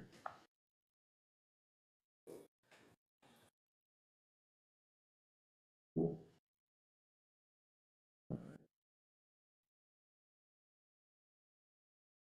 I appreciate y'all always working with my work schedule. That work thing gets in the way of Yeah, my that's social right. life all the time.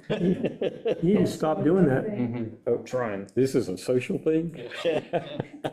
Well, you told me you didn't work. When are we gonna anyway. start having fun anyway? You just occupy a position is what you told me. That's what a lot of people say that. I don't know if I said that, but a lot of people say that.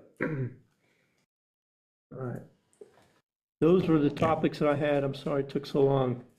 Vice Chairman Dejanay, do you have anything for the group? Nothing new. I do with you. Well, here's the deal. I'm with Emory Riddle. Yeah. Palatka, QI Roberts, their district. I met with Rick Surrency, and they got another $300 and something thousand for their students to take free flying lessons. And they're Wow. using us Yeah, and Palatka. yeah. Incredible, Nice. incredible. Nice. So, yeah. So anyway, I don't know if you knew that or not, that their students When's are that coming start? out here. It's been, Well, I knew they did it were last coming out year. here, Yeah, they did, they had so that's not like that's 140,000 an last year. expansion Yes, from what they were doing. yes. Yeah, Um, so anyway, real quick, that's good. Well, you just reminded me of something. Okay. I was at the Keystone High School last week. And, so, it's their first of the year, career tech ed advisory group meeting. I participated in that, and the mayor was there as well. But they're looking at potential dates for their annual, what do they call it? Field trip. Well, Field it's trip. a field trip to different business entities. So they always enjoy coming out to the airport, and visiting facilities out here. They go to Clay Electric, Capital City Bank, and I think they're gonna go somewhere else this year as We're well. gonna add, Do you remember? we're gonna Oh. add City Hall to it. City Hall, that's right, yeah. Cool. I'll be working with them Okay. on creating an itinerary or Yeah. something that I think fits that age group. Mhm. And I'll be meeting with the two ladies that are on the board. Yeah. Hopefully this week. Okay, And they'll good. give us a committee and I'll get you included, because we want to make it a full rounded experience, I think, Yeah. by having those different offerings. So, and we may be able to identify some other things. The past few years, they've been doing junior high and senior high, but they said they're only gonna concentrate on senior high this time. So they'll come out, do you have a date? They don't have a date Not just yet. yet. Sometime in the late You've done that in spring, the probably, past. late Do you spring. just do like a briefing in here with them and? We do a Take briefing in here, and then in the past, we've had 4 or 5 folks, including Rockland, who do a little show and tell with the Right. airplanes. Nice. Are we talking about doing all 4 of those on one day? They do all of them one day. Yeah, Wow. Yes, Because they that- start early and from what my understanding, she said they had back to school around 1:30, 2 o'clock. and they've got to But work they with went their to- bus They schedule. went to, yeah, they went to Capital Bank, they went to Clay Electric, they came here. They want to do City Hall and so whatever else Yeah, they tell me about, I don't know. Well, the problem we had here was when they first started this and David and I started doing it, is they only had like 40 minutes here. Yeah. And it takes, believe it or not, it takes about 10 minutes to get teenagers off. Yeah, yeah. And about 10 minutes to get them back on. And we These are some finally got it, details. what'd you get it extended to? Weren't they here like an hour and 15 minutes last an time? hour and 20 minutes last year. Hour and 20, How many kids so were there, Dave, last year? there was quite a few. Well, they did have a day for junior high, and they had a day for senior high as well. Okay. But I think there were more junior high than senior high that came. But I think one of the reasons that they're going to just senior high is a lot of the kids who came out on the tour, their field trip during junior high said, oh, I've been there before. They don't want to participate. So, Raymond George, I'll iron some of that detail out with them because we need to know, we don't have that much space in our building. right. We have limitations on what we can do. Mhm. So I will be looking at that. We only did 30 kids at a time on the 4th grade field trip, but all of them were children. So I'll kind of look at some of that and maybe we can hand out some. Some groups have been that's about around what- 20, some And been you guys close ideas to About 40. what they had, because we were doing groups of 5 and moving them around. Didn't we have about 30 or 25? Yeah. But I'm just concerned about the time being reduced here again. Well, we Try to might go over have some to things adjust in the room. how we conduct the field trip. Yeah. So, well, we'll have them for 15 minutes. Okay. Dave, do you have anything? That's it. Okay. Scott Fryer, No, sir. Mr. Ludwig. I have a couple things here, and kind of some of it was covered with the manager's report, but I'll just go into a little bit of detail. First off, with the FDOT inspection, long story short, no major issues. Couple of the things that are ongoing minor issues, but it's not stopping any process of still being able to operate. The smaller one is the deterioration issues with the paint. Over time, it's starting to fade, and then the glass beads is starting to kind of deteriorate there. So, we had mentioned there with them that potentially if the runway rehab projects, if those end up working, or those end up getting funded and we're able to do those, which would be in the next couple of years, that there's no sense in going ahead and trying to repaint and do things now and then turn right around and have to tear it back up with the runway repaving. So, but it's still good right now. It's still visible. There was some questions about using a pressure washer, and I think it was attempted at some point just to kind of give it a little kind of look to see how it worked, and it kind of causes more harm than good. So, so it's kind of fragile there, but it's still holding up enough that everything is still on the up and up visibility wise for the moment, but it is obviously something that's, down the road that we're going to eventually have to address, but not a game stopper at the moment. The one thing there that was kind of a little more, that's going to be more near future is some trees on the approach into runway 5. And for those of you that have seen the process, I'll give you again, the very short, simple version of it, but essentially the inspector uses a, clinometer, I believe is how it's pronounced. And he uses that to basically look for clearance for the, glide slope. Which I guess is a 3%, angle there, and he uses like a 34-to-1 ratio and some charts that he has to kind of formulate all of that. And as he's looking out, he can kind of see an invisible line there that he's kind of looking to see if there's any obstructions in the way. And we're getting to a point that there are some trees, and there were some pictures that I had asked Craig, he included. It came separate from the packet, but they're in that same email there if y'all had an opportunity to look at them. Yeah. And what he did, he was kind enough to help us out somewhat and kind of draw some lines to kind of indicate which trees that he was seeing that were kind of starting to kind of breach that area. One was basically pointing out the trees. The second one was a horizontal line, which would represent that glide slope line or that 34-to-1 line. And you can see where they're just barely starting to get that. And then another was just an overview showing the area. It's just essentially coming off the approach end and it's down in this area here. Now, when he sat down with the airport manager, Craig was able to provide to him that we had just had the professional survey done there by Wolpert, and he said some of the data that they've collected in that they may be able to go back and individually try to help us kind of identify those trees, because that's going to be the toughest process unless we just went in and cleared everything out of it. Why wouldn't we do it that way? I mean, if financially, if that's something and we would be able to do. If you look at the clearing up there on 11, Yeah. that's what I requested we do. 11 is the one in the upper left-hand corner. You can see a carve out. You're going to have, what we did before one time is we employed a drone. And you got to fly the drone up here and look at a horizontal view and see what tree is tall. Then you got to fly that drone over that tree, and you got to run into the forest with the lions, tigers, and bears and try to find that tree, and then you got to mark it. And then you go to fell it or fall it, whatever they call that. Well, it's going to fall onto other trees. So you may not get rid of it completely, or somebody can get in. The best way to do it, in my opinion, is again, let's arrange for a harvest down there if we possibly can. Absolutely. And just clear them, because once you clear it, you're probably not going to have a tree problem for 20 years. Exactly. Or thereabouts. And you're not gonna get somebody want to come out and do it, just one or two, I mean. Right. Yeah. Well, before what they were doing is Mike Brackenberry, our previous guy, was going out there with a chainsaw as an employee and cutting 1 or 2 trees every year. And it just didn't make sense. And I said, why are we not just clear cutting out a little bit? Yeah. And now you got to make it worth the loggers. Yeah, exactly. And it's going to depend on what trees, and I think that's a mixed forest in there, so that's hardwoods. There may be some pine scattered in there, so it's not going to be good for pulp or paper.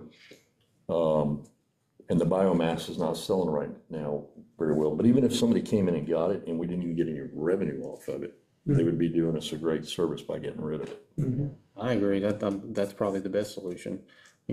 As far as handling that situation, the problem is no longer a problem for, like you said, for many decades after that. So that's everything with the FDOT inspection. So Bobby, let me ask, so what should be the next steps for that clearing?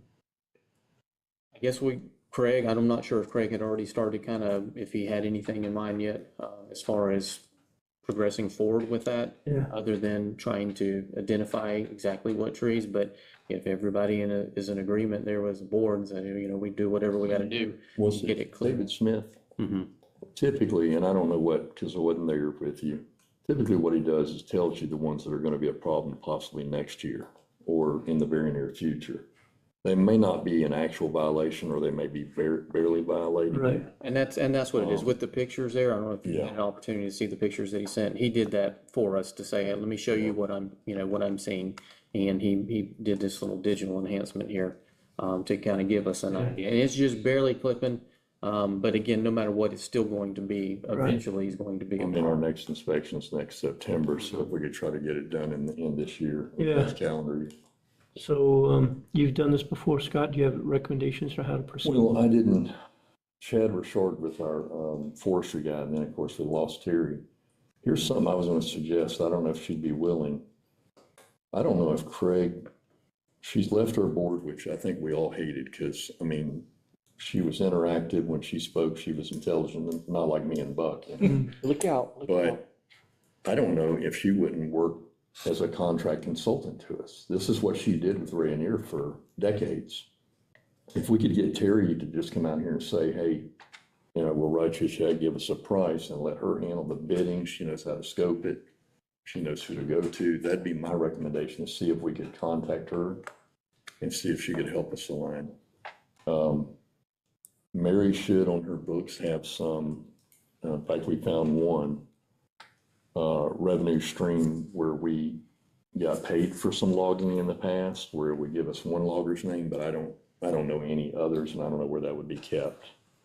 But might be something we could reach out to Terry, and maybe she could help us facilitate it.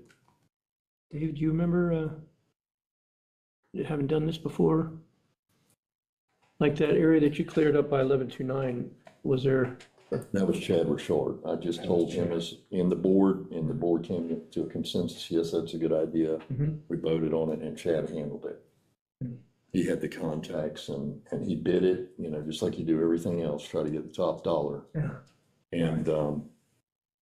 And logging is, you know, I've learned a lot about it, or, well, I'm probably just on the tip of the iceberg, but it depends on what time of the season it is. If they've got harvest, they can get into dry land, they're busy other places, and they don't want to come mobilized for just a little bit. Yeah. So while Bobby's got this we could carve out down here, we probably need to find some other tree stands that are, Right. that are mature enough. Right. And that's where Terry's expertise could Yeah. come in. And then, because that's what the, So is this, we would contract her, like, yeah, I mean, she should be paid for it. I don't know if she'd have to create an LLC or just act as an independent contractor, but I believe it's feasible.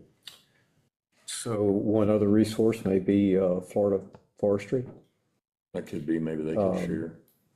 the guy that helped with the master plan. Carlton. Carlton might be a resource that we could use and not cost us anything. Cheap is good, free is better. all right, Or we could just have Mike over there fly one of the Rockland airplanes on a real low approach. Those propellers will do some chopping now. yeah, Another potential opportunity, gentlemen, I apologize, might be Clay County, I believe, was working on a land clearing contract that would just be open and continuous. So I don't know where they are on it. It's been a couple of months since they mentioned it, but that might be an opportunity for a piggyback. Or if they'd awarded it, you could go through them potentially. What about the people y'all have doing Lake Geneva? Well, Is the county handling that? Well, we're about to do another one. It's not, so it wouldn't be an open and continuous. It would be a bespoke contract to clear. The first one that's coming up would be trees 4 inches and greater and remove it. It would just be stuff that would be merchantable material, Right. maybe what you're looking for. But we could, it's complicated enough, just trying to get them into lake bed and all that sort of stuff, where I wouldn't think it would make sense to add in. But Well, I'm not saying piggyback on that, but I'm just saying just the contacts that are involved there, maybe that. yeah, and I can let y'all know, I spoke with we had 2 contractors bid the first time, and I can let you know at least those 2. Okay. And give you the contact information. Yeah, we'd be That's for sure. separate. We wouldn't want to intermingle that or whatever. Right, so I can tell you the 2 that were interested in Keystone Heights recently. Maybe Or email. it's public record too, but I'll let you know. Okay. Or could you email them to General Eifert? Oh, absolutely. Craig, please. thanks, Jamie. That's all I have there on the FDOT inspection, unless y'all have any other questions. I got a question. So when I was out there with you guys walking around, this area in here on the concrete part, Mhm. it's starting to, come up, starting to break apart. There's some spalling in it. Huh? There's some spalling in it. Yeah. Or And I'm spalling. wondering, I noticed in some cracks, they kind of tar them over to kind of keep it from cracking further.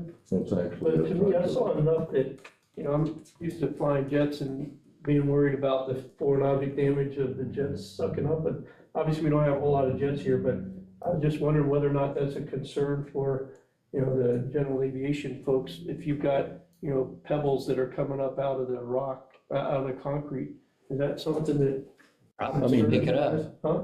Potentially a prop could pick it up. It could. I So I mean, just wasn't sure, to me, I saw enough out there that, again, it made me uncomfortable because I knew if I were flying a jet here, I would not be happy seeing that. But, the few times, I don't know how much to worry about it. And the FDOT guy didn't say Yeah, anything, and I'm looking at it going, eh. Yeah, he didn't seem to. when Wings of Dreams was bringing in the Collings Foundation with the B-17, the B-24, and I think they brought a P-51 with them or something. They had that guy that ran that museum, Wings of Dreams, had an A-10 come in, and the Air Force brought their own sweeper and swept that whole runway before they'd allow that thing to land. And that's even with those engines mounted up there. But I think you'll know Bill goes out periodically and he'll look at that stuff. And the last time runway 523 was repaved or rehabilitated, they did put this, it's like a urethane caulking. Yeah, It's almost rubbery like. right, And it's to try to help the water from getting in and creating Yeah. spalling. making it worse. But I think Bill's aware of it. Who's Bill? Oh, Frank, okay. Yeah. So I don't know, I just threw that out there because I saw it and I was kind of like feeling that might be something. I don't know whether it's something we contract someone to come out and look at it and see if they can do like an interim repair or some type of, They might covering it with that look at epoxy or it, whatever they see do. What options are available, him and Craig could look at it, or, the concrete always remains on those thresholds. I don't know what the thickness is out there, but out here on the ramp, we've got concrete that's 24 inches thick Yeah. because of World War II. There's no telling what those are out there. They could be 36 inches, Yeah, on the ends of the runway, but, I know Bill's aware of it. We've shown him stuff before, concerns. right. Does he have is he not concerned or is he just, does he need some type of contract to go out there? I guess and- since you've raised the concern, I mean, did David mention it in his report? He didn't mention anything about that, but Bill, I know Bill would be happy to look at it or whatever and give us, Okay. his recommendations. Ask Bill about, But the problem is, if we do something and it's not of any urgency, I mean, we may need to go out there and hand pick it or clean it, but we'd probably be paying for it on our own dime unless Bill knows it. I mean, again, until the runway rehab project comes Yeah. up, to mobilize a contractor to come out and fix a few things like that might be $10,000 or $15,000. I mean, they're ridiculous. well, I guess we'll ask Bill about it, see. But I would just Yeah. consult with Bill, Okay. All right, the next thing is the stormwater pollution protection plan, and finished out the quarterly one. And on that one, everything, for the most part, drainage areas all looked clear. What's nice here is we don't have a lot of sitting water or standing water on any regular basis there, so that makes that easy, that process. But everything looked like it was all open and clear, no major obstructions. The erosion that was mentioned earlier, the two places over here on these two retention areas, that was brought to the manager's attention, and I guess they already had started to address that by putting the clay in. Like you said, I've been here at least enough now to see that one, especially the one here next to the ramp, has been a continual issue. It's just the way that water runs off of there, it moves a lot. So it looked like it had been stabilized for a while there and the grass had grown, but I guess in here, what happens a lot of times is it's like we get no rain for a long period and then we get torrential downpour, and sometimes it's detrimental. But those were brought to the attention there of the manager, and then he started the process of taking care of that from there. For the most part, most of the tenants, all the tenants, everybody looked like they're kind of doing what they should be doing. There are some areas here where there were 55-gallon containers around some of the facilities, just random, and there's not like an abundance of them, but by a hanger? yes, sir. And there's some of those that are probably going to have to be addressed because, I don't know what substances Yeah. in those, but I know that's one of those things that doesn't look good just sitting out. And potentially, if as those get older and rust and deteriorate, and then you got where it's leaking into, and then we get into the pollution issue there with stormwater. So that's something there that I brought that up in the report, and indicated, the locations of those to the manager. And my next question I have on that is, what is our policy on enforcement? Like, because this is a new venture for me, and I took on this to try to help alleviate the manager of some of his tasks and all, and I think it's good for me because it gives me an opportunity to get on the ground and go around and kind of get a good feel for the place. But as far as enforcement goes, because I don't want to ruffle feathers, but I also know that we have things that we have to abide by, like best management practice, and any of the EPA standards or anything like that, so we're not creating issues. Does anybody have any suggestions as far as enforcement and again, we're not going to like rough anybody up, but Let me ask you this. in order to get it to be taken care of, we're gonna have to be able to enforce things. David and I know probably which hangar you're talking about, and I'm sure Dagenais does too. So it's probably used motor oil that's being pumped into those or drained into them. Now, like used motor oil is flammable as gasoline is, but it's certainly flammable. But what if he was to move those drums inside his hangar? Is it the fact that they're out in the elements and it does look bad, but As far as used oil goes, and unless somebody else has an answer here, I'm not sure like the proper way of storage for that, if it's okay, as long as it's inside of the facility.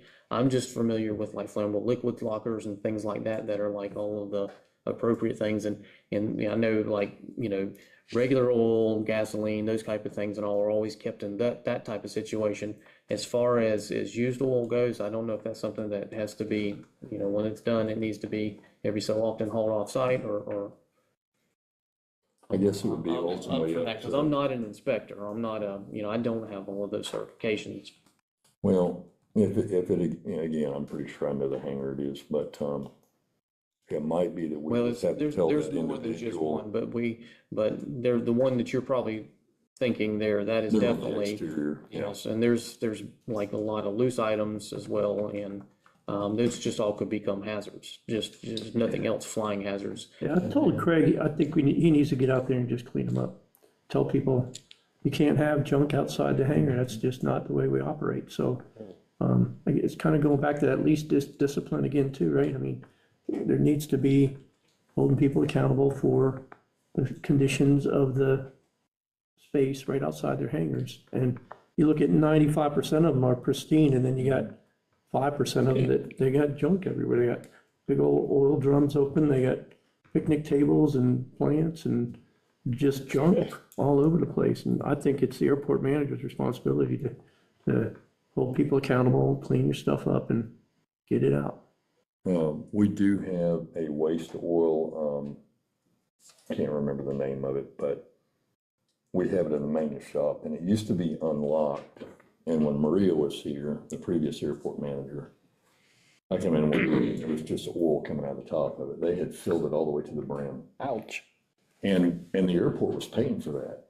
And I said, why are we letting people put their used motor oil in here and we're having to pay to have it disposed of? We're not benefiting from that. That should be just for the airport. Yeah, well, it is for the airport, it's for the airport community, but Should now be for what the you have to do. airports. Equipment you're talking about. Equipment. Okay, well, this thing is big. So what we did is we put a lock on it, and I said, why don't you, we talked to the man that comes and sucks it out from, Clean Safety Seas, Clean. or, no, it wasn't Safety Clean, it's another company, Clean Seas or something like that. So I said, how much do we get charged per gallon, for this stuff? Because they used to buy it from you, and that's flip-flopped now. They reconstitute the oil. And I think he said it was $1.50 a gallon. So at that time, Maria just says, we'll just charge $1.75 a gallon disposal fee, which is quite reasonable in my opinion, And it might be that Craig just needs to say, put an email out, a global email to everybody here, say, look, not allowed to store any used oil anymore in your hangar or around your hangar. And when you need to dispose of it, you bring it to airport personnel. Wyatt could meet them down there, unlock it if they've got 5 gallons or whatever, and then bill them. If that's just one option. So I have a question. In your inspection, And wasn't, I'm trying to remember, I thought we had some discussion or there's some documentation about how, For a restart, 10 minutes, okay? okay, thank you. Um, Didn't y'all write some guidelines? I'm trying to remember if they're part of our minimum operating standards or there was something I thought that was put together when you first started There should being be. involved with the SWIP. We did a safety and security plan. So And then- in the SWIP documentation though, isn't there information in there with respect to state EPA? And There's information in there that's pertaining to those things. It's the matter of being able to enforce it. That's the thing. And that's my biggest question is that we all as a board have to be on the same page and give the airport manager the leniency he needs and to have his back when he says, this has got to be because of these reasons, we're following state and, you know, and national guidelines. This is how, it, you know. I've absolutely told him that he has the authority to enforce those standards. He doesn't need the board's approval or the board's, you know, I'll back him up anytime he thinks that somebody's getting pushback on any of those things. I'll definitely back him up, but I've told him multiple times, that's your responsibility, it's your authority. You got the hammer, go fix it. Okay, good. And that's what I had as a question. It's just, you know, as far as enforcement goes, you know, to make sure that we as a board, you know, have the managers back and say, okay, yeah, if you have a concern about this, then you do whatever you got to do, and you have our approval. So. Well, and when the storms come around too, any of that stuff can become a missile flying around or it can roll and, you know, do damage. I think Mr. Britton has a comment if you'll let him. Just on the oil thing, every 2 50-hour, 100-hour annual, whatever we do, we take the oil to the advanced auto parts, they let us pour it in their drum free. So the folks who are doing their own oil That's an option changes, too. or, you know, being it's folks who are doing them commercially, they could take the oil to advanced auto parts for free. Right. And then just stop at McDonald's and get lunch. And then we come back and it's empty, and, Yeah. you know. Win-win. Yes, sir. Yeah. Okay. And that's all I have. Cool. All right. Mr. Kirkland. okay, in your packet, I didn't realize it, but I've provided you with a hard copy. Part of our master plan update, one of the things that AECom is addressing, I think internally, or they may have hired someone outside to do it, but the FAA is requiring that, depending on the size of your airport, there has to be something in our master plan that addresses trash. And how recyclables are handled. So given that information, we didn't have anything with respect to the dumpster that we have on site. So the lady suggested that we have a policy, that we adopt a policy that then she could reference as, okay, the airport does have this in place. Who is this lady? I don't remember the lady's name. She's with AECom. She was part of the workshop we had a few months back when the work plan was just kicking off. Mm. And She's with AECom? she's either with AECom or she's a subcontractor for them, for that aspect of the master plan update. Okay. So anyways, so Craig and I sat down and we looked at some stuff online and we came up with this. I understand we did have a situation here recently where I think Craig may have said it was a tenant. Our camera, there is a camera that's looking at that dumpster. So he was aware that someone either had cleaned out a hangar or something, and there was a lot of stuff in that dumpster that maybe should not have been there. So that's the importance of why we need to have this policy in place, because it does address on the second item there on prohibited items with respect to hazardous materials, and it names a few other things, appliances, furniture, you name it, fixtures, construction materials. The company that we leased that dumpster from has regulations also, and these types of items are prohibited. there's another issue, and it's addressed in here as one of the bullet items, to keep the dumpster clean. Don't overfill it. There's some issues that if it's overfilled or overloaded, it has hazardous materials in it, there could be additional charges or fees that we incur from the dumpster management company. So that's the reason for bringing this to the board for review and adoption. Any questions, I'll address those. Is this a brand new one, or is this updating an earlier? No, this is brand new because we haven't had one previously. Okay. Because our master plan didn't require that aspect of addressing trash and recyclables. And so how should we distribute it? I could do it through global email just to let them know this is the new policy. The board would need to adopt it, and then Craig could then email that out to all the tenants. Okay. Have a copy. I gave you a copy. I'm sorry. I'm sorry. It's yours. So there's no recycling program though, right? Correct. Right, we don't have that. It's yours. And if it's the board's, it was a part of our packet, but if it's the desire of the board, we could table this to the special meeting that we're going to have on the 21st. I think it's pretty straightforward, but that is an option available to us as well. I think it's pretty straightforward. I do too. I think it looks good. I will do this. The only way to really police a dumpster, and it's a shame we had to do this where I worked at, we had to erect a fence around it. Other departments were coming down and putting their trash in there. I mean, we had multiple. And now the only thing he's got going for him is if you do, and it was furniture that was piled in there. They just had it, they had the doors flipped open and chairs and tables sticking up above it. I don't know what they thought was gonna happen. You know, if Is that this went into dumpster inside the gate? It's inside the gate. So It you was have to be a It had to be a tenant. tenant, yeah. And I think he knows because of the security camera who that person For real. is. So again, it's the reason that we need to have this in place. Most of the people do follow this, I think. Sure. You know, I don't Yeah, think we've it's not had an unreasonable, issue. but I'm making up a motion that we adopt. I'll second it.